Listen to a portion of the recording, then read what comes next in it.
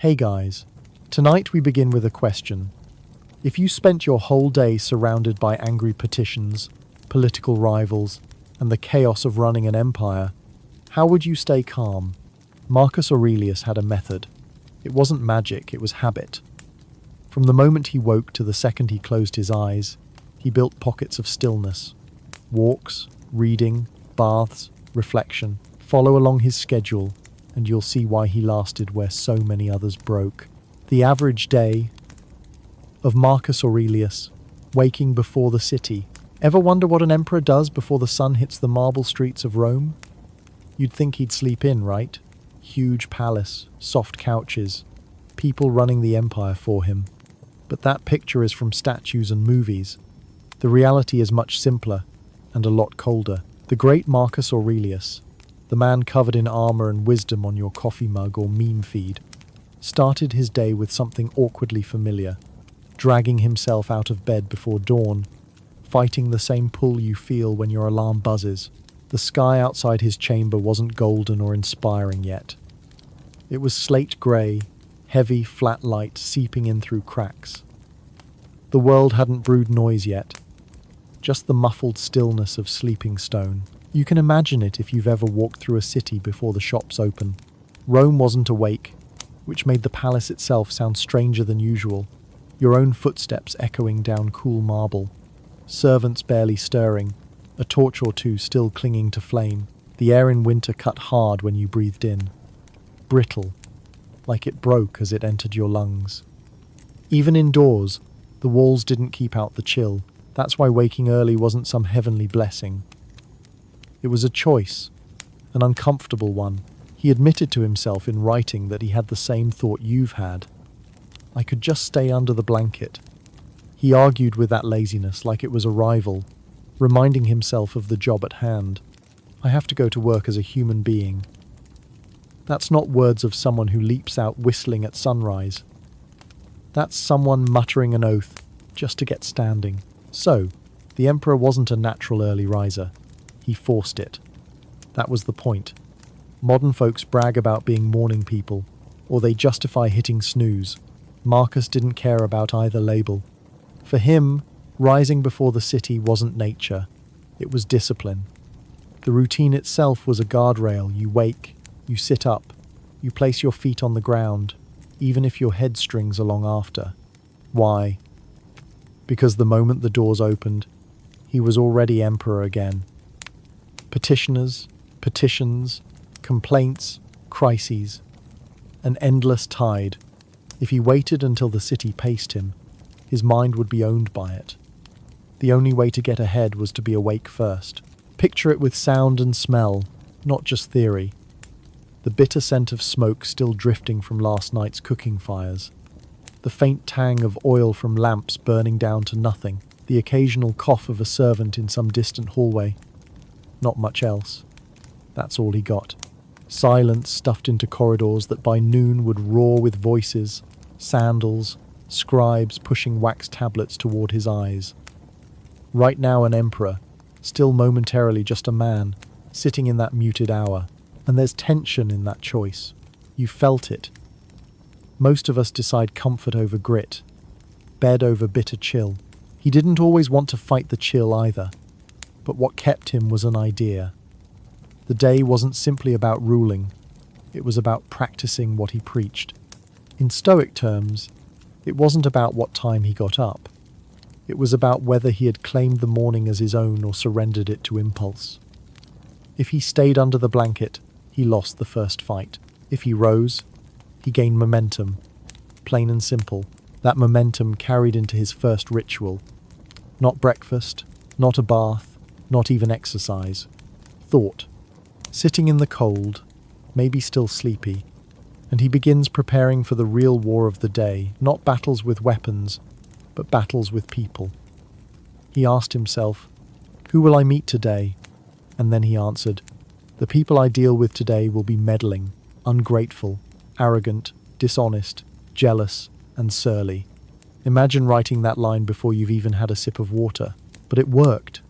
It set the armor around his patience before any arrows arrived. This was a technique the Romans admired. a little drill called premeditatio malorum. Think of it like packing an umbrella when you know the sky will probably dump on you, not wishing for rain, just refusing to be surprised by it. Marcus wasn't hoping for jerks. He just knew jerks were coming. By rehearsing their insults and demands while the city was still asleep, he made them easier to bear once the crowd filled the palace.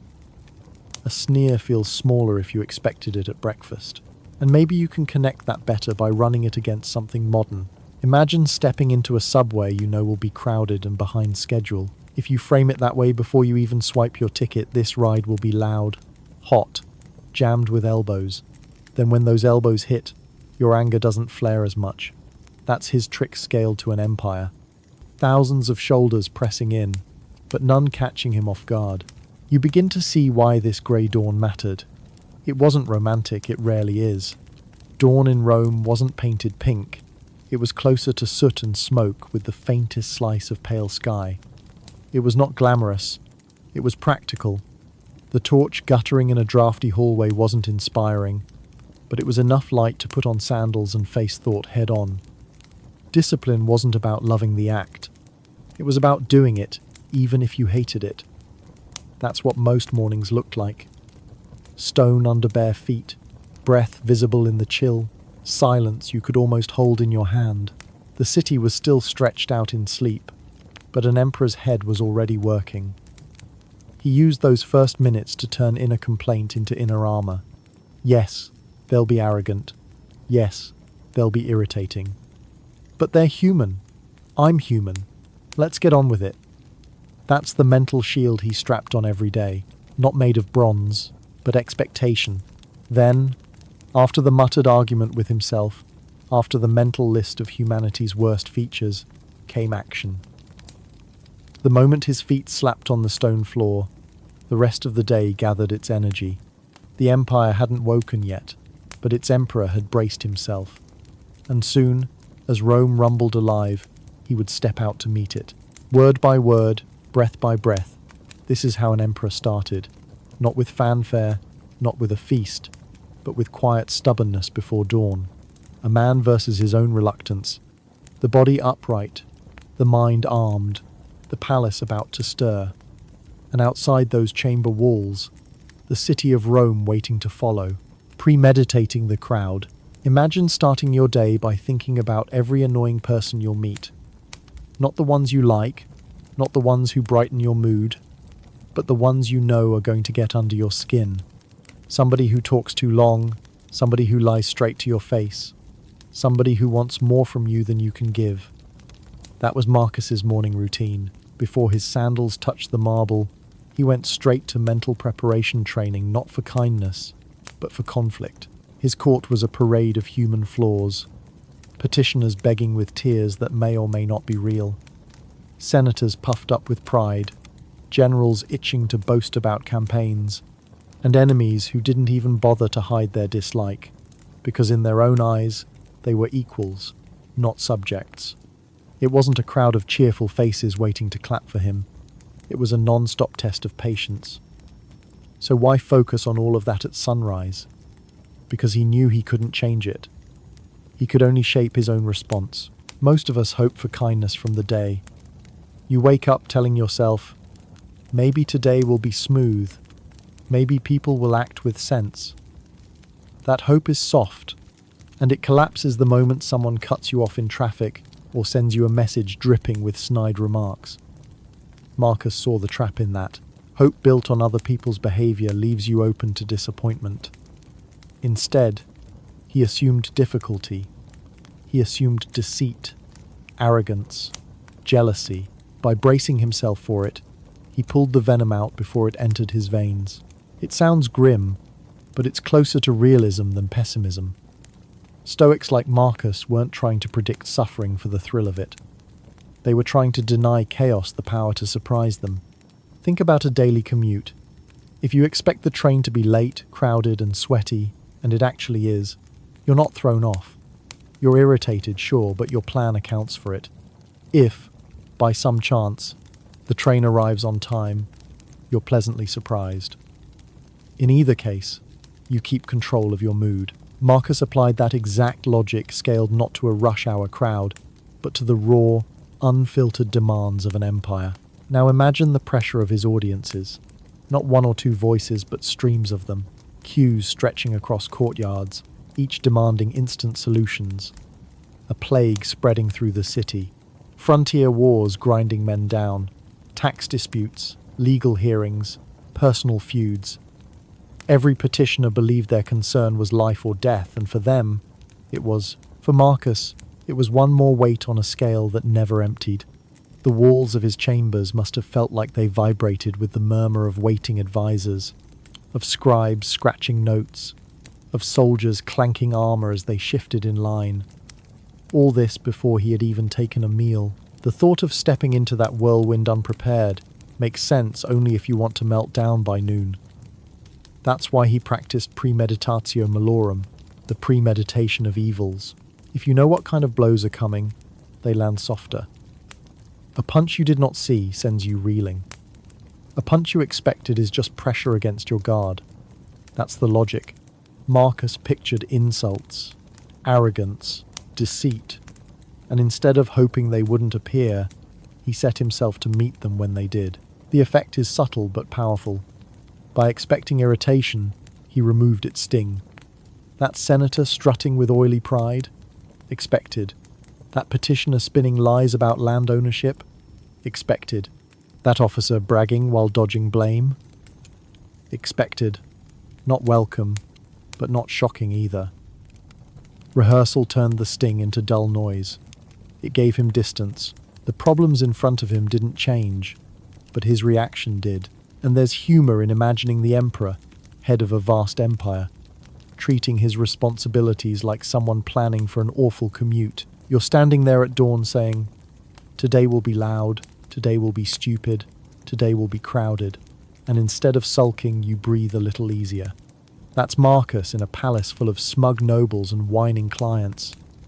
His wisdom wasn't carved from warm smiles. It was carved from bracing for everything ugly before breakfast. But remember, this wasn't about cynicism.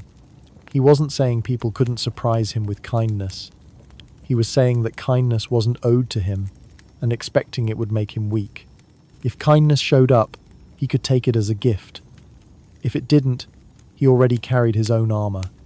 That's why his reflections are calm rather than bitter. They aim to shield, not to sneer. The creeping weight of that palace routine only makes sense when you think about the scale. Dozens of decisions each day, each one capable of making enemies. People didn't approach him with neutral motives. They came court-ready, sharpened by self-interest. The more power you held, the more you attracted demands. So by identifying those demands in advance, he refused to let them define his day. We look at Stoicism as abstract, but for him it was a survival tool. Premeditatio malorum wasn't whining. It was defensive gear. Like putting on a helmet before battle, he put on a mental one before facing the mob. With each expected flaw carved in his thoughts, he dulled the emotional ambush. And when you dull the ambush, you keep the center of yourself steady. That steadiness is what let him function at all. His morning wasn't a mystical dawn ritual filled with joy and glow. It was heavy preparation against the storm of voices that would batter him until night. Most of us look for a bit of silence in the morning to relax. Marcus used his silence to rehearse great irritations. Strange, yes, but it explains survival. The weight of the empire would have knocked him flat if he ran on hope alone. So when he rose with the sky still grey, his mind was already a step ahead. He was not waiting for people to frustrate him. He had already sat with them in thought. When the doors opened, and the press of humanity surged forward, he didn't meet them raw.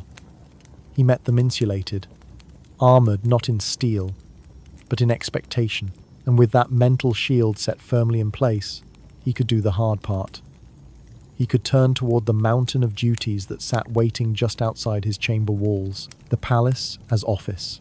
Forget the glamour being emperor meant endless paperwork. Step into the palace not as a tourist, but like Marcus Aurelius did at the start of his day. And what do you find? Not golden feasts, not orgies of marble luxury, What you find looks strangely like an office. The halls are crowded not with lounging nobles but with piles of scrolls, with reed pens scratching against papyrus, with an army of secretaries shuffling documents and murmuring as they wait for his eye. The space buzzes quietly the way a modern postal room might, filled with bureaucratic weight, heavy and unromantic. Everywhere you turn, there's motion. Sandals clap against polished stone, steps bouncing echoes from one end of the hall to the other. Men's voices overlap in low conversation, advisors arguing, scribes repeating figures, couriers repeating messages like a mantra until the emperor can hear them. The scent in the air is faint ink mixed with oil from the lamps. This isn't a banquet, it's administration. You'd assume Rome at its height was somehow self-running, a smooth machine that spread from Britain to Egypt without the emperor lifting a finger. But no, the empire, under Marcus, was clogged with problems. Crises hit every direction like crashing waves. Plague haunting the city, border wars gnawing against the frontier, endless appeals from governors who claimed they couldn't manage without direct guidance. He didn't get to stand above it all. He had to touch most of it. That meant table after table stacked with scrolls detailing taxes, wills, judgments, petitions. Picture him walking row by row between stacks of work, each secretary trying to catch his attention at once, each file clamoring to be the one cleared. To you, it feels like drowning in emails with a crowd pressing the send button non-stop. He experienced the ancient version of that every day. Mountain of input, very little pause. Even scratching your name onto one approval meant 6 new items arrived before you finished. So there's the tension. How do you focus in an atmosphere like that? How do you keep your judgment sharp when someone pulls at your sleeve every few minutes with something labeled urgent? Anyone would break under the constant noise. Some leaders did. Many snapped, lashed out, or retreated into distraction. But Marcus had no space to collapse, no safe exit door. He needed to hold focus, or the empire unraveled. Here is where his habit of stoic practice shows itself. For him, the solution was restraint by subtraction, not magic. He winnowed distractions the way a gardener trims back a vine. Cut, flourish away, keep only the branch that bears fruit. So he trained his mind to cling to one thing at a time. Even with the murmur of voices pressing against him, he looped attention tightly around the specific scroll in front of him until the decision became clear. Imagine him at a desk, reed pen in hand, writing notes onto wax or papyrus, while the chamber rippled with sound. His eyes stayed down, his motions small and deliberate, each decision precise, each choice carried forward carefully, and then set aside before he moved to the next. That rhythm became his lifeline. Chase every distraction at once and you're lost. Narrow the field, and the impossible pile becomes a steady sequence. It takes iron discipline to pull this off, because every job whispered importance. Every message carried, do this first. But that's what makes focus hard. When all things scream urgency, the only real skill is choosing. He learned borrowing methods passed down from those before him to allot his time with sharp boundaries, to strip away excuses, even to schedule simple necessities like meals or rest minutes as if they were offices of state. That precision wasn't a quirk, it was survival. And yet, not once did his palace feel like a haven. It was a cage of tasks that kept him chained to paperwork long after the glamour of the role wore thin. The grandeur of marble couldn't hide the clutter of lists and reports spilling across tables. It's like picturing someone working a shift in a call center but dressed in robes of authority, with the lives of millions balanced on each answer. The clash of appearances is part of the reality. Great columns above, but ink stains and cramped handwriting below. By committing to this kind of deep work, Marcus avoided dissolving in the tide. His attention pulled narrow, his mind tethered to the present decision. He forced himself to be exact the way Roman engineering was.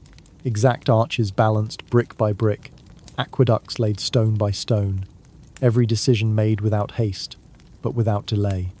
And as a result, the flood of tasks shrank into manageable size, one problem at a time, One mark of the pen, one line of judgment. That's the hidden truth of power. It wasn't speeches or parades that consumed his hours. It was the unglamorous grind, the stacking of documents, the muttered exchanges with aides, the measuring of taxes, the signatures on edicts. His reign wasn't upheld by inspiration. It was upheld by paperwork done well. If he allowed himself to drown in noise, the empire itself drowned. If his focus held, Rome stood firm. Think of it less like a throne surrounded by gold, more like a desk clerk station swapping receptions and audiences for steps of bureaucracy. And yet, that is precisely what made him a stable ruler in chaotic times. He built clarity where noise threatened to tear it apart. The payoff is simple. Focus made an unmanageable empire survivable. By treating each matter with care and refusing to fracture his mind into pieces, Marcus endured. He understood that facing infinity meant narrowing your gaze until the infinite broke into single tasks. That was his safeguard, practiced over and over from dawn into the afternoon. And now, even the sharpest thinker needs more than his own mind. Scrolls don't answer themselves, policies don't enforce alone, and rulers can't lean entirely on their desks forever. Marcus needed not just thought, but people around him. The circle of counselors was waiting, so the emperor, steady from his hours of narrowing focus, rose to meet the voices of those who held knowledge he did not, listening and yielding. What happens when the most powerful man in the world admits he is wrong? You'd expect thunder, drama, heads rolling. But in the palace of Marcus Aurelius, the scene was quieter, stranger. Rather than pretending to know all things, Marcus leaned on those around him. He sought mentors, teachers, experts, any voice that might trim away his blind spots. While other rulers stiffened at the idea of being corrected, Marcus treated advice like water in a desert, essential, necessary, life-giving. For emperors, mistakes weren't supposed to happen in public. Power ran on the illusion of perfect judgment. Once you let people see cracks, they wondered if the whole statue might crumble. Admitting you were wrong was risky. It raised doubts. It stirred gossip. In Rome, where ambition buzzed like flies, any sign of weakness invited swarms. And yet, Marcus said it clearly, the harm is to remain in error. Think about that. The error itself wasn't the worst thing. Clinging stubbornly to it was, that made his philosophy unusual, even revolutionary, at least in the context of imperial egos. This is what set him apart from the proud Caesars before him. Imagine the classic Roman strongman ruler, bloated by applause, carried on a litter with gold trinkets, feeding on cheers until he believed himself a god. When flatterers circled, they sharpened a blade behind their smile. When mistakes came, those men doubled down. They punished critics. They hid. They banished or even executed those who dared suggest a correction. That path usually ended in disaster, bloody rebellion, or collapse, or simple inertia. In contrast, Marcus met error with curiosity, even with a kind of gratitude. He saw it as a gift. Correction was not an insult. It was a tool. His education had primed him for this approach. From his teacher Rusticus, he carried the habit of never accepting shallow knowledge. Don't skim, don't nod, dig until you touch bedrock. That meant he refused to coast on surface impressions, and he refused as well to dismiss a contrary voice until he'd tugged at it. Someone presenting a correction could be irritating, could bruise the ego, but in Marcus's eyes they were saving him from stagnation. They were sanding down his flaws. That mindset turned correction into steady growth. Even in the thick of ruling, he carried exchanges with mentors forward, letters to wise confidants, lengthy notes debating ideas, reminders scribbled in meditation. These weren't performances. They were self-checks. Imagine running the empire by day and, before night falls, writing to a teacher as though you're still a boy at a wooden desk. That humility kept him from locking himself in a bronze cage of pomp. It's rare for a ruler. It's like picturing a CEO voluntarily showing up to freshman seminars every week. Odd, but powerful. Now, the tension is obvious. If you're watched by everyone, every nod and word judged, how do you ask for correction without sinking your authority? Marcus handled this by framing learning not as weakness, but as discipline. He wasn't saying, "I don't know anything." He was saying, "I will not ignore truth, no matter who holds it." That's a very different pose. It's not groveling, it's strength expressed through honesty. It told allies and rivals alike, this emperor cares about reality more than reputation. That gave him sturdier ground. Critics lost their sting when their words were processed as helpful data rather than as threats. You can put it in today's language. He crowdsourced wisdom, not Twitter polls, but through constant counsel. He cross-checked his own instincts against others. Rather than shielding himself in praise, he invited friction. The abrasion polished him when it could have wounded others, and he directed it inward too. His habit of journaling was like a private counsel where he played both roles, accusing, analyzing, correcting, and forgiving himself on the page. Every night, the stylus became a mirror that refused to flatter.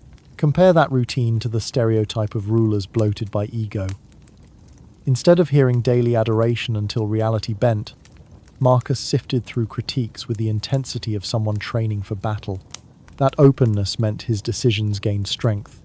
Admit a mistake, fix it, and keep going. That's not weakness.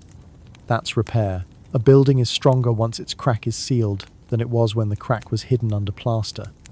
His humility made policies sturdier. When storms struck, instead of crumbling under denial, his government flexed with the correction. And this outlook reached beyond politics.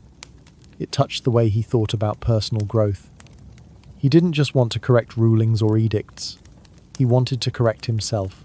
The habits he spotted in others, pride, resentment, haste, he rooted out in his own mind. He replayed his temper. He rewound his stubborn choices. And far from being ashamed, he treated these lapses like a craftsman finding flaws in a tool. If the blade chips, sharpen it. If the handle cracks, repair it.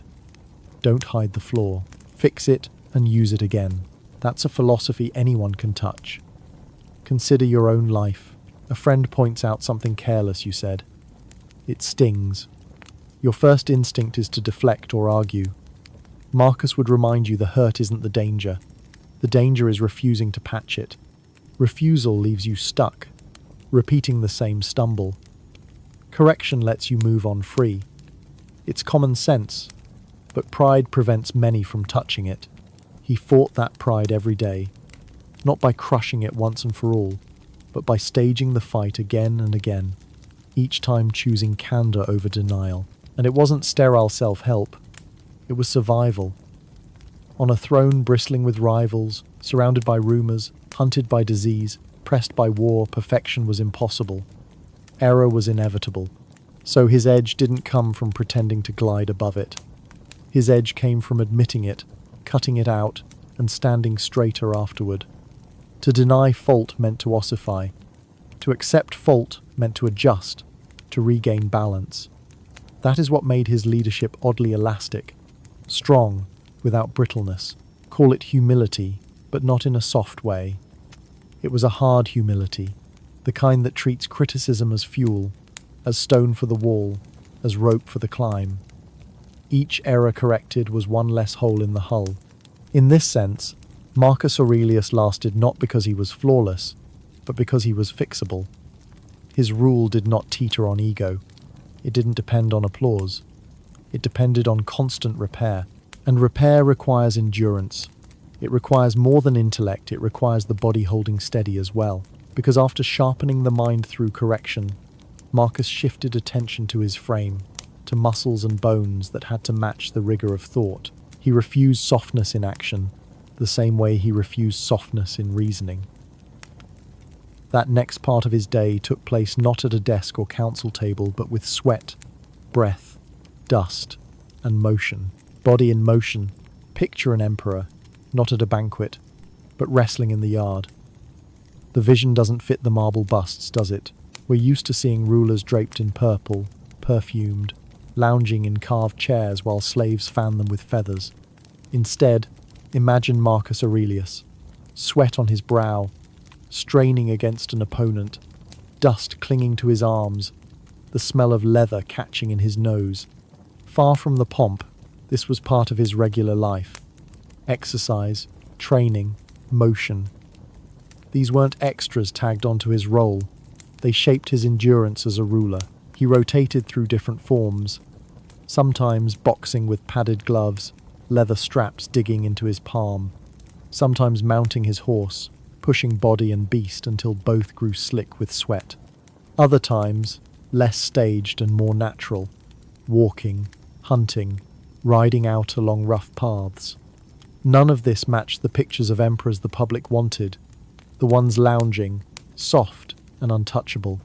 But Marcus wasn't obsessed with play-acting luxury. He was obsessed with strength that didn't collapse when tested. He made time for motion because without that outlet the rest of the weight would have been unbearable. Now, pause. Wars thundered at the borders of the empire. Plague sagged across the population, chewing at its edges. Crises stood at his door every dawn. Why would a man under that storm waste hours on training sessions that left his muscles sore? Shouldn't every minute be spent drafting edicts, reading reports, inspecting walls? That's the tension. To the outsider, exercise looked frivolous, indulgent. But to him, it was medicine. Your mind can only handle so much before the body drags it down. A weak frame pulls thought with it, lowering it, dulling judgment. A body that aches constantly, can't move easily or tireless, weakens willpower. Marcus wasn't trying to carve abs or show off. He was trying to keep the machine working, the frame steady enough to carry the empire's mental grind. For him, exercise was less about appearance, more about resilience. Think of the training yard itself.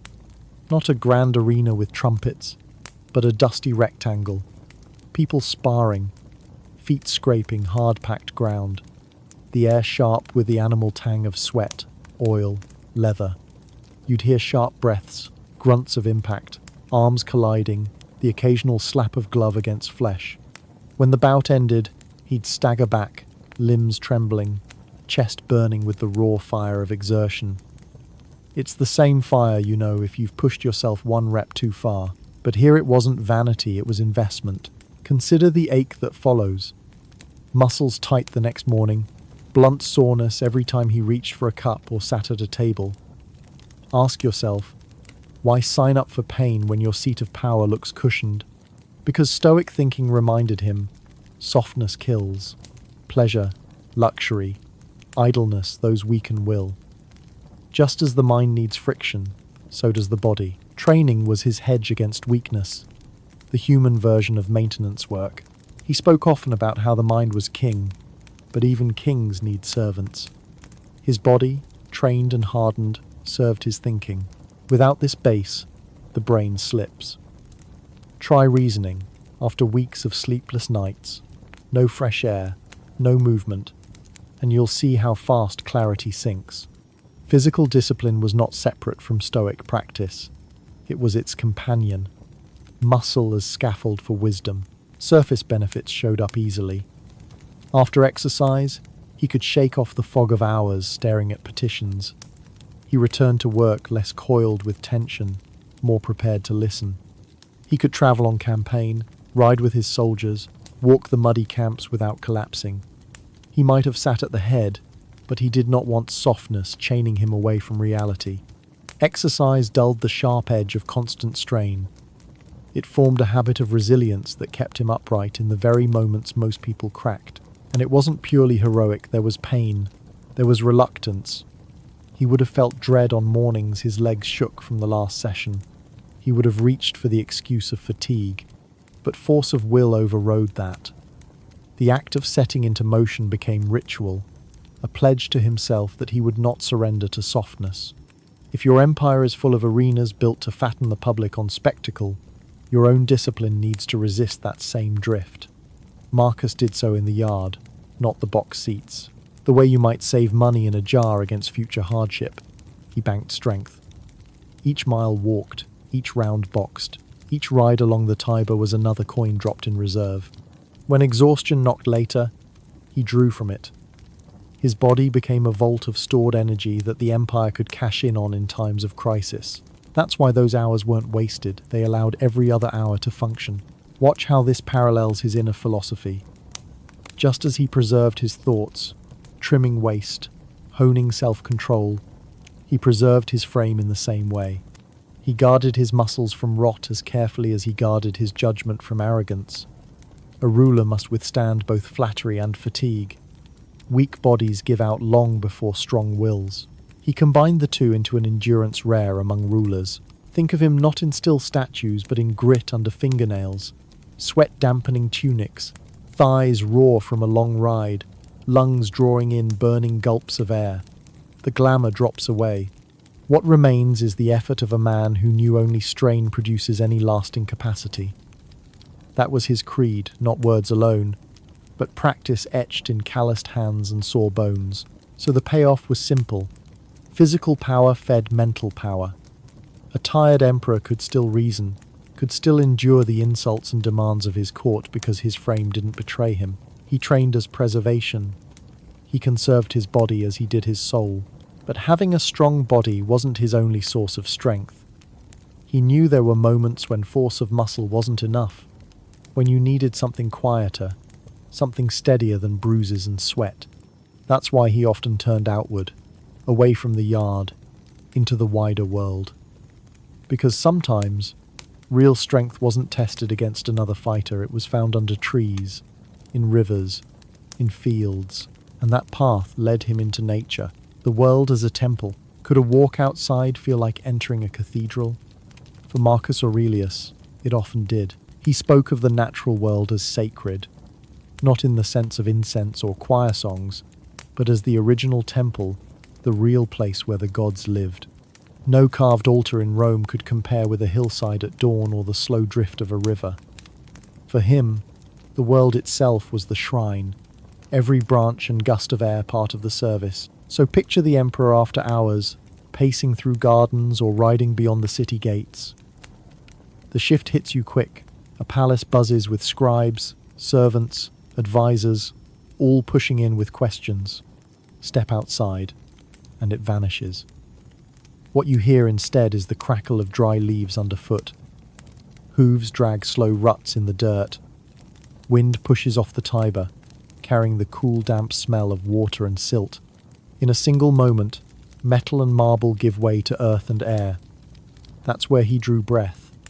That's where he wrestled not with politics, but with himself. And this mattered because, inside the capital, peace was scarce. Rome wasn't a quiet center of meditation. It was a circus, literally. Crowds howled in the arenas, cheering as men and beasts ripped each other apart. Vendors shouted down narrow streets. Hammers clanged in workshops well into the night. Imagine living in the middle of a sports stadium while also trying to run the largest state on earth. To find calm in that was nearly impossible, so he went outside, away from the roar, into spaces where the loudest sound was a bird taking off or reeds swaying in the wind. The tension here is sharp. Citizens wanted spectacle, endless rounds of violent games. Senators schemed in chambers, pushing noise of a different kind. But Marcus turned to something stripped clean of theatrics. A farmer walking his field offered more truth than an actor declaiming in the forum. A view across plain earth or water gave him steadier ground than the shifting applause of 1,000 voices. In his sense, nature wasn't just relaxation, it was correction. The outside world reminded him that the empire, with all its marble, was still just a small piece of the whole. Grass cracked through stone, rivers outlived dynasties, trees stood longer than monuments. When you think of a cathedral today, you picture vaulted ceilings, stained windows, echoes of chants. For his eye, the canopy of a tree had that same loft, the wash of clouds overhead, the same sense of scale. His religion was not ritual but perspective, and perspective was what he needed most when strain threatened to shrink his vision down to one crisis after another. Out under sky, he reset. He let the wind drag away the heavy voices of his court. Now imagine it as you walk beside him. The soil damp after rain clings to his sandals. A horse snorts beside the path, its breath sending mist into the morning chill. Off in the distance, villagers trudge with baskets, and their chatter doesn't press on him like court whispers do. They're not scheming, they're living. He sees them mid-task, feels the rhythm of work that isn't poisoned by ambition. You're reminded how ordinary life carries on outside the palace walls, and he is reminded too. These things matter as much as, or more than, the politics he grinds through. He could have chosen instead to join the crowds, watch gladiators bleed in the arena, laugh at staged hunts, cheer and clap with everyone else. That's what many emperors did. Sink into the spectacle, let games and blood distract them. But Marcus looked at these arenas with unease, even disgust. He listed them as noise, as wasted energy. Where others sought joy in cruelty, he sought distance in plain fields. This puts him at odds with his own culture, which makes the choice even sharper. The emperor ignores the loud ritual of death to honor the quiet ritual of trees. Think of the trade, 1,000 citizens shaking the stands, or one stream trickling over stones. He picked the stream. One is fleeting madness, the other feels infinite. Which one, if you were bearing his weight, would you lean on? Which leaves you clearer? And as he breathed in those open places, he tethered himself back to his role with more steadiness. His throne was a seat of endless noise, but nature punched a hole through the echo. That's why he framed the outdoors as temple, not because he needed to worship oak and soil, but because his sanity depended on translating them into sanctuary. You can kneel before gods in marble halls, but outside in the open air you are forced to kneel before scale, before the fact you are small. And that smallness is relief when the empire insists you are larger than life. For Marcus, this brought a kind of renewal you couldn't fake with rituals inside the city. Crowds in the amphitheater demanded blood. Crowds in the court demanded favors. Out in the fields, nobody demanded. The breeze off the Tiber didn't lobby him. The rustle of leaves didn't flatter him. That absence of pressure gave his mind space again, enough to breathe, enough to remember that virtue meant something beyond survival. Clarity arrives in those moments of no demand. The horse's hoofbeat steady as a drum, grounding him. A branch snaps, and it's not a metaphor, it's just sound. And that's the point. Something that exists outside of human plots, outside of human noise. Many rulers drowned thinking their role was the whole world. Marcus stepped outside it, remembered he was a piece of something wider, and brought that perspective back to his throne. So the payoff was simple, understated, but essential. Nature offered him what empire could not: peace without expectation, clarity without bribes, endurance without flattery. It was a reset button, pressed by walking among trees or riding along dirt paths. It was the cathedral without walls. But of course, he didn't always have the luxury of escape. The emperor could not live permanently among fields or linger on rivers. Duty chained him to stone, and when the garden path was blocked, when travel outside the gates was impossible, he built a substitute. He turned inward. If the world could not be escaped, he found a sanctuary still portable, still sacred, one he carried in his head. That was his inner fortress. An inner fortress.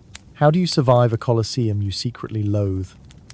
If you're Marcus Aurelius, you don't stroll in with popcorn and joy. You take your seat because duty says you must, even while your stomach twists. The crowd roars, blood flies, and while everyone around you howls with delight, you stare inward, not outward. This wasn't sport to him. It was noise. It was obligation. It was one of those public rituals where he had to show his face or risk whispers of disdain. Imagine it. You're seated under a vast awning in crushing heat, thousands packed shoulder to shoulder, shouting for death like it's a festival. Vendors hawk food, the smell of roasted meat mixing with sweat. The sound is not one steady hum. It's knives of noise driving into your ears at every cheer, every gasp. Out in the sand, armor gleams, catching sunlight like shards of broken glass. Fighters grunt, bodies collide. Then the darker notes, metallic tang of blood on the air, the groans of wounded men smothered by cheers. Nothing about this relaxes you, and yet you cannot leave. You must sit, smile even, pretend you accept this circus as tradition. Tension defined these moments. The emperor's place tied him to public life. Rails of duty clamping him into pageantry he found cruel, sometimes absurd. His soul strained against this noise. Yet his position forced him to perform. That's the paradox. The most powerful man alive, trapped, forced to cheer silently at a show he despised. You can feel the confinement. You've been at some event you hated, maybe a meeting that dragged on, a family gathering full of tension, and you stayed because leaving meant worse consequences. Marcus lived that on an imperial scale, so how did he survive it? He built a fortress in his head. While others stared bloody-eyed at the ring, he retreated inward. His trick wasn't merely daydreaming, though. It was deliberate inner labor. He read, not books in his hands, but texts he had stored in memory. Philosophers' words, lines he repeated to himself, the inner library always available. These weren't pleasant bedtime stories. They were reminders about the smallness of blood sport compared to the vastness of the human mind. Think of it as soundproofing. Imagine stuffing insulation into the walls of your brain so the outside can scream but inside remains calm. He lifted that barrier thought by thought. This is noise, not truth. This is cruelty, not virtue. Each repetition pressed another brick into his mental wall. The Colosseum demanded his body. His soul refused to yield. The technique is surprisingly modern when you think of it. You've sat with earbuds on a subway drowning out the chaos with music. Or you've stared at your phone to shrink a loud crowd into background fuzz. Marcus used no tool except ideas. He placed stoic reflection between himself and the spectacle, like walls built hastily inside his ribcage. He was present, but untouchable. Picture it. Around him, a senator claps madly. Bets fly. People chant for death. Marcus shifts only slightly, keeping his face steady. His gaze appears fixed on the fighters, but his eyes glaze over, inward focus burning. He is hearing other voices, not the crowd's. He is running inner discourse, asking questions of himself, answering calmly, what is within my control? What honors reason, not appetite? Each phrase another plank nailed across the screaming hole, and that's how he endured. The cruelty of men tearing each other apart in sand didn't infect him. He left reserved, quiet, but not poisoned. He practiced this armor repeatedly, because the arena wasn't the only noise. Rome itself was a noisy organism. He carried his inward fortress everywhere, portable, flexible, never leaving him stranded. There's a grim humor here. The Colosseum, built to awe and dominate, forced Romans to scream at the glory of blood. And standing, or rather, sitting among them, the emperor found refuge not in the grandeur nor the screams, but in a silent inward study hall. He could have been in his chamber flipping wax tablets, for all the responses he allowed himself.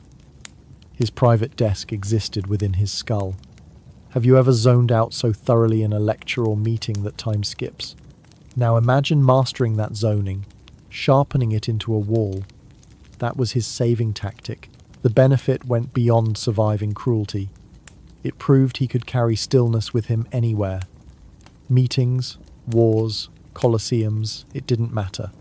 By making stillness internal, no public storm could drag him completely away. That's why critics could jeer, fans could roar, generals could nag, yet his central fire burned untouched.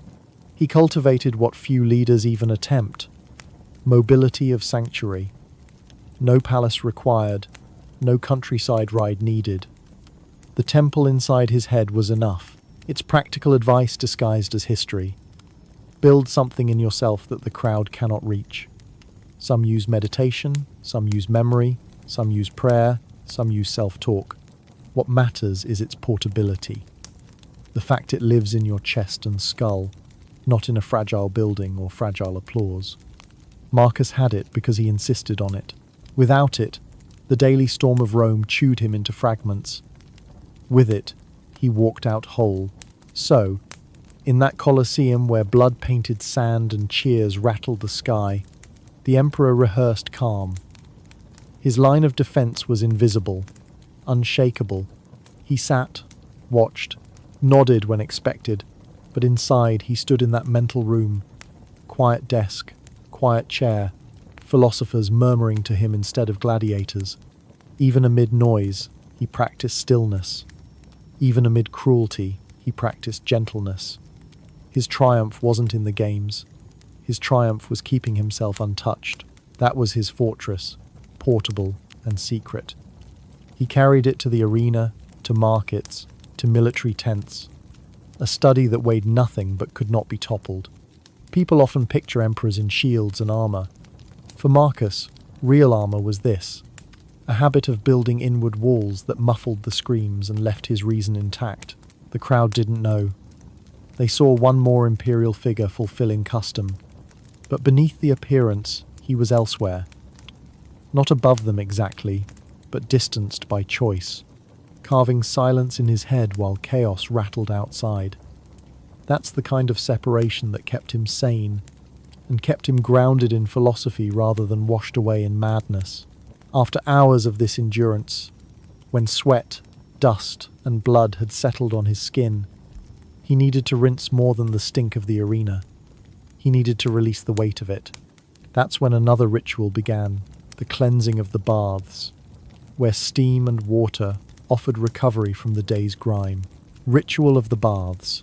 Why would an emperor scrub alongside commoners? You picture a ruler hidden in marble baths of his own, servants attending every gesture, steam arranged like theatre lights. But no, the Roman baths were not private spas. They were public rituals, crowded, noisy, alive. And Marcus Aurelius, with all the empire on his shoulders, stepped into those same steam-filled halls like anyone else. The baths weren't just chores of cleanliness. They were culture. In Rome, to bathe was to participate in society, to refresh your body, to renew your mood, to press a reset between one part of the day and the next. For Marcus, that ritual was more than hygiene. It was a medicine for spirit. You drag filth off the skin, but also drag weight off the soul. Think about his daily grind. Petitions, arguments, performances he didn't believe in, crisis after crisis. That grime doesn't only stick to your hands, it sticks to your thoughts. Walking into the baths gave him a final wall between his work and his private evening. The chance to wash not only sweat but the poison of constant pressure. Step in with him. Vaulted ceilings stretch high above. Stone echoes every sound, so laughter doubles in volume. Splashing water rolls like drum beats. The sharp smell of oils hangs in the mist. Steam rises thick enough to blur the edges of faces, to soften marble walls into shadows. All around you, people joke, complain, shout across pools. Old men argue over laws. Young men strike poses to show strength. Children splash where they shouldn't. It's ordinary life contained in clouded air. Marcus, robe stripped away, becomes, if only for an hour, another body among bodies. The strigil, a curved scraper of bronze, scrapes grime from his skin. Sweat, dust from the training yard, and street grit come away in steady pulls. The sensation is rough, not gentle. Scratchy metal dragging along the flesh, snapping you awake. Then warm water pouring over, rinsing away what clings. This was never a luxury bubble bath. This was contact, abrasion, remedy. For him, its meaning stretched beyond flesh. The scrape of strigil doubled as the scrape of correction. Pride, irritation, all the mental filth sticking from the day push it off, one stroke at a time. The laughter echoing loud in the hall reminded him. Everyone carries dirt. Everyone shows up to shed it. There's no throne inside steam. In mist, everyone blurs into silhouettes. Emperor and farmer, soldier and boy, all caught in the same ritual cycle. That image mattered for a stoic like him. It cut fame down to size. Why insist on this? Because without these routines you rot. Rome's baths might look alien now, but think of them as gyms, coffee shops, and showers combined. Places you reset, body and mind, in one sweep. Without them, the fatigue accumulates layer after layer until collapse follows. Marcus fought collapse with ritual. You can imagine the theatre of voices swirling, men talking of trade, boasting of hunts, mocking politicians. The emperor hears echoes but lets them float past, not weighing him down. For him, those sounds signal normalcy. He's not alone at his desk, cornered by problems no one else can solve. Here, the city mixes freely, and he merges just enough to feel balance.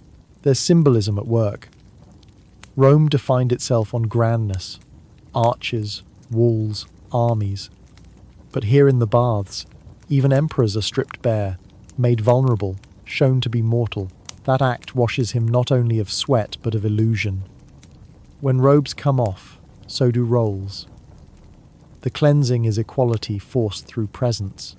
You stand surrounded, reminded that skin folds, sweat drips, and bones ache, no matter the crown. It's humbling, and for Marcus, humility is oxygen. So what did he gain walking out? Skin still damp, muscles loose, breath clear. A reset button, simple as that.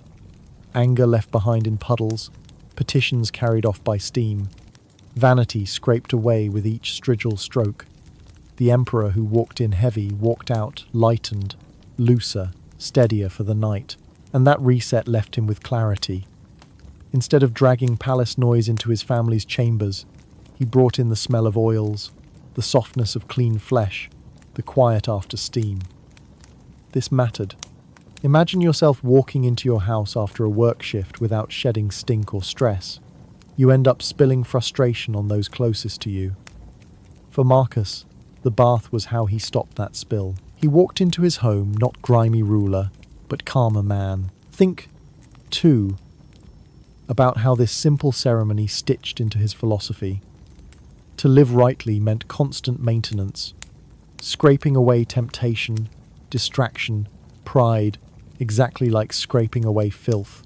No process permanent, each one in need of daily repetition. You can't bathe once and declare yourself forever clean. The body slips back into grime, the mind slips back into arrogance. So you return, again and again, wash, scrape, loosen, and walk renewed. The comparison is sharp. Some emperors huddled in perfumes, treated their bodies as sculptures for flattery. Marcus instead humbled himself with the blunt rituals everyone used. That's the wry detail you unmake an empire's supported myth by showing up bare in public steam. It's almost comic. A man who rules the world standing next to an old vendor with a paunch and bad knees, both scraping grime at the same time. That comic note is also sacred. The baths, in all their smell and chatter and steam, were the pause between two halves of each day. Shouting courtiers on one side, family and reflection on the other. Without that break, one side bleeds into the next. The scrape, the rinse, the immersion all built a threshold. Step in heavy, step out balanced. That was the logic, and if you've ever felt the sharp difference after a shower following a brutal shift, you know the effect. Stale fatigue leaves, new air hits skin, your mental weight doesn't vanish, but it feels manageable again. Multiply that by the burdens of empire, and you can see why this mattered. Not soft luxury. Survival tool. So he returned calmer, cleaner in body, looser in spirit, ready to face not decrees and complaints, but his children, his wife, the private corner of study waiting by lamplight. The baths gave him the gap needed to shift gears. He could step out of empire and step into something quieter, warmer, smaller, cleansed body, calmed spirit. Now the emperor could seek a different kind of nourishment, the kind no water washes over but every scholar hungers for. The night awaited with family at the table, texts on the desk, letters ready for his hand. Family, learning, and letters. What does the most powerful man in the world wish for by evening? More time at home. After hours of commands and arguments in the palace, Marcus Aurelius wanted only dim lamps, quiet voices, and the comfort of family life. Strange, isn't it? A throne bristling with power, yet the true prize at the end of the day was sitting with children, talking softly with his wife, and pushing aside papers long enough to remember he was human. The palace had corners not filled with decree and debate. Step away from the marble halls of petitioners, and you'd find small chambers lit by oil lamps, their glow weak but steady. The smell of smoke and warm wax carried through. Instead of scrolls demanding signatures, there were wax tablets scratched with letters and notes, more personal, less suffocating. That contrast must have felt like stepping into another city entirely. Family was not an afterthought. It was survival. The empire never loosened its grip while the sun was up. By evening, he clawed back some part of daily life. He listened to laughter, to the small hum of children telling half-shaped stories, to the voice of his wife softening the raw noise of the day. From dawn to dusk, the throne drained him. Here, the house gave something back. Think about the tension here. To one side, the empire presses with blood, policy, crisis. To the other, warmth waits by the fire. Few rulers ever tore themselves free from state gravity. Marcus admitted the pull strained him. He longed for ordinary moments, even fleeting ones, where life shrank back down to scale. He didn't get to balance on a coin's edge. This was closer to holding two storms in his chest at once. Imagine sitting in that chamber. Lamps flicker, smoke curls. The air is thick enough you can see the trail of your own breath in winter. On the table, food simple, not feasts but bread, fruit, maybe cheese, maybe herbs. No pomp, no fanfare. Voices run lower here. You don't need to project across a hall. Just lean close, listen, speak back. These pauses stitched him back together in a way edicts never could, and once the family settled, study began. Reading was not a chore but a ritual tool. He consulted masters whose voices cut through centuries, whose words steadied his philosophy. Scrolls and tablets touched by hand, phrases recited. He wasn't flipping pages for idle curiosity, he was sharpening, reminding, repairing his own compass against the pull of vanity and fatigue. Writing was as constant as reading. He pressed stylus into wax, drafting letters to mentors, friends, officials. That scrape across surface echoed through the night, a harsh but steady reminder of dialogue carrying him forward. Think of emails in the dark, but with more polish, more weight, more permanence. These letters weren't busy work. They were his way of testing his thoughts, quoting ideas, affirming values, so you see the odd blend. Ruler by day, student by night. Few people with rank that high would bother reading as if they were still learning. Yet for Marcus, study was oxygen. Without reflection, he risked turning into the bloated figures he despised. With reflection, he carved away infection of pride, corrosion of fatigue. The empire was too noisy. Books gave him quiet argument. Picture him hunched by lamplight, shadows crawling along stone. Each line he copied, each thought he recorded, was another anchor. He leaned on those anchors the next morning when the torrent began again. Wisdom wasn't built overnight, it was brick by brick, night by night, letter by letter. Family and philosophy balanced each other. One without the other tipped scale too far. Without family, cold virtue became brittle arrogance. Without study, family alone couldn't guide him through responsibility heavy as stone. Together they wove a net strong enough to hold him above collapse. And the detail stands out. The scratch of stylus on wax, the faint squeak shifting on a wooden chair, the occasional cough from another chamber. These ordinary noises framed the life of a man we picture only in statues. They humanize him, pull him out of bronze into flesh. He wasn't all decree, he He was husband, father, amateur philosopher, man with lamplight eyes straining to hold lines steady. It's easy for us to think emperors spent evenings feasting while poets or singers entertained. And yes, those existed. But Marcus Aurelius found more solace in table talk and texts. Warmth by family, silence by scrolls, less stage play, more substance, more correction, less flattery. This routine stitched him together. It made him more than ruler. It gave texture to his nights. Children's laughter offset the cynical voices he heard all day. Letters from mentors cut through sycophants' praise. Philosophy stripped varnish off state theatre. Without those, he would have drifted as many rulers did into cruelty, excess, or despair. With them, he built durability. It's almost comic to imagine. Emperor of Rome, head of armies, yet still scribbling homework by lamplight, receiving corrections, studying passages. But that humour hides the truth that those tiny rituals are what gave him endurance.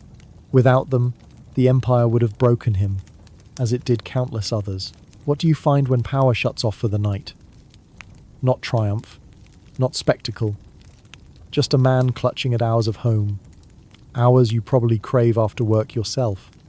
The empire intruded, demanded, tore, but here in oil-lit rooms the world shrank smaller, safer.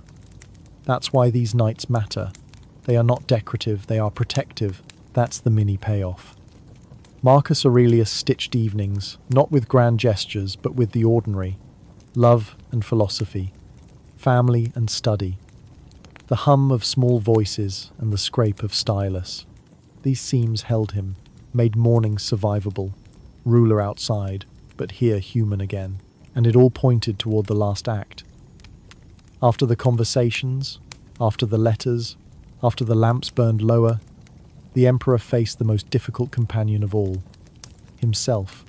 And in those late hours, surrounded by silence at last, he took up the habit that would outlive him, the nightly practice of measuring his day.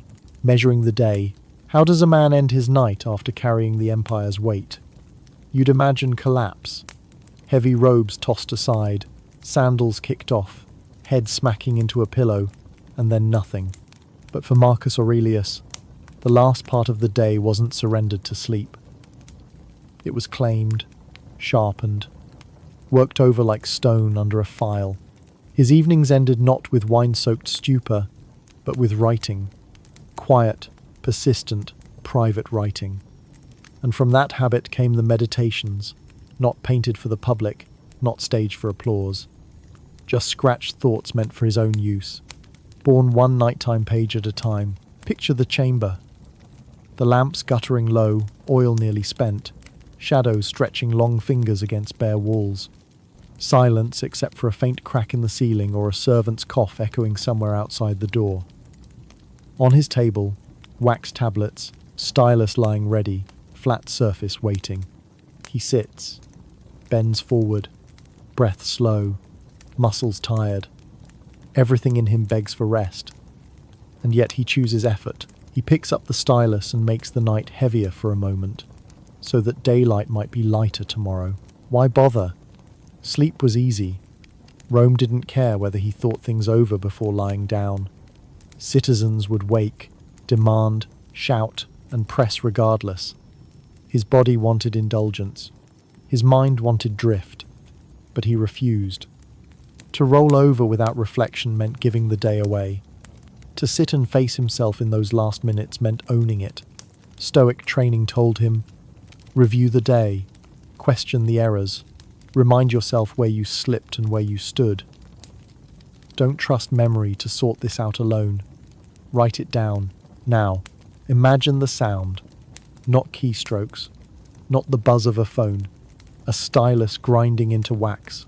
Slow, dragging, deliberate. Each press leaves a furrow, clean and unremarkable, but permanent until scraped clean again. That noise punctuates the silence like a slow heartbeat. The scratches pair with the flicker of flame from a near-empty lamp. Together they create a rhythm scrape of stylus. Flicker of fire, scrape again. Nothing glamorous about it, but the intensity comes from its stubbornness. Here's where the practice sharpens. He doesn't simply narrate events, he dissects them. He asks, what did I do well? Where did I fail my own judgment? Which temptations pulled me stronger than I wanted? Which virtues did I honor? And beneath those questions runs a darker current. Did I live in a way fit to die tonight? That thought wasn't poetic. It was the stoic habit of memento mori, remember you will die. So the day was measured not by how much he ruled or how many subjects bowed, but by whether he would be proud to let that day mark his final one. Morbid? Maybe, but also practical. Most of us tumble into bed thinking only of tomorrow's work, next week's problems, distractions that didn't finish loading. He instead measured his night by whether he could face permanent sleep without regret. Each entry rehearsed that eventuality. Scratch by scratch, he prepared to die so death wouldn't surprise him. When the real final night arrived, it would look like the hundreds of others he wrote into existence. Familiar, almost routine. Think of it this way. Have you ever rehearsed a presentation until you could deliver it in your sleep? That's what he did with his mortality. By practicing nightly, he dulled the terror. For him, exhaustion wasn't a reason to fall unconscious. It was a chance to practice the last act. If sleep is a rehearsal for death, journaling is the prep sheet you consult before walking on stage. Quiet, untheatrical, essential. The discipline here is staggering if you sit with it. After an empire's worth of headaches, he returns to an empty hall, slightly greasy lamp air, a stylus uncomfortable in his fingers. He could have excused himself easily. Who would blame him? But the habit locked tight. Every night he tugged himself back for this examination. No aides could take it on. No counsel could shortcut it. This was not Rome's duty, but his. The practice also stripped away illusions. During the day, he received flattery, murmurs of how just, how wise, how fatherly he was. At night, alone, he dismantled that theatre. He noted envy, flashes of anger, stubborn refusal to listen. He accused himself, then pressed for improvement. Imagine the ruler of half the known world quietly admitting in the dark, I was petty, I was rash. That's not weakness, it's the deepest kind of strength. Exhaustion could be clarifying. When the day pulls every thread of your patience, only at night do you feel the frayed edges. He leaned into that fatigue, pulled out the lesson embedded in the ache, wrote it down, pressed it into wax, left the record to stare back at him. Some nights it was a scolding, others a reminder. Always direct, never polished for display. In that rawness lay its purpose. And if you hear this and think, doesn't this sound painfully familiar? It should. The nightly recap is not unique to Rome. You've done versions when you replay an argument in your head before bed. You've tossed in dark hours, repeating words you regret, moments you wish you'd shaped better. Marcus formalized what we improvise. He demanded that ritualized honesty every night, and in that, exhaustion transformed into clarity. So while others closed evenings with indulgence feasts, women, drink, he closed with confrontation. Writing became his clearing, his sorting, his sharpening. It gave him a clean face to show to the next dawn. Without it, yesterday's grime would smear into today. With it, he handed tomorrow to himself, less burdened, each night amputating the rotten parts of the day. Here's the haunting image. Each night he rehearsed dying, and by doing so, he practiced living better. Mortality pressed him into honesty. Reflection stripped pretense. Journaling turned what could have been collapse into direction. That is how he ended his nights. Through pages no one else was meant to see, he stood bare before himself, measured, judged, and renewed. So the payoff of this odd ritual is easy to see. Each night he walked closer to the final door, and the closer he walked, the less it scared him. Sleep rehearsed death, until one day the rehearsal ended, and the actor didn't flinch when the stage went dark. And that leaves us standing at the threshold too. The empire shrank away, the candles drowned out, the stylus left on a table cooling in wax. What remains is Marcus Aurelius, not in bronze or stone, but as a voice asking you if you, too, can sit with yourself for just a few minutes before the night swallows you. If he carried an empire and still found time to measure his day, what excuses do we have, weighed down only by our smaller storms? Conclusion. Marcus built strength not by ruling, but by habit. Hour by hour, he stitched discipline, rising early, facing crowds, training body, resetting through baths, ending with reflection. Power didn't preserve him, routine did. That's the odd lesson. The empire itself couldn't pull him apart because his anchor wasn't marble, armies, or applause. It was practice repeated when no one watched. So ask yourself, if empire storms left him standing, what smaller tempests in our lives could we weather the same way? Habits, not heroics. If you liked this deep dive, like and subscribe for more nights like this.